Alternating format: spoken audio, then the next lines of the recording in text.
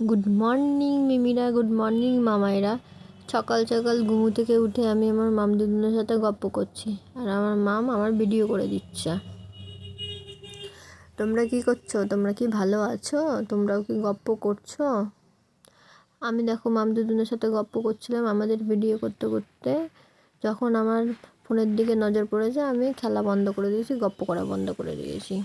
ফোনের দিকে আমার নজর চলে গেলে আমি আর কারো কথা শুনি না, আমি ফোনের ক্যামেরার দিকে তাকিয়ে থাকি হা করে, যেমন এখন দেখো তাকিয়ে আছি। তোমরাও কীরকম করো আমার মতো? আমার বদমাইশিগুলো কি তোমাদের ভালো লাগছে? একটু জানাও।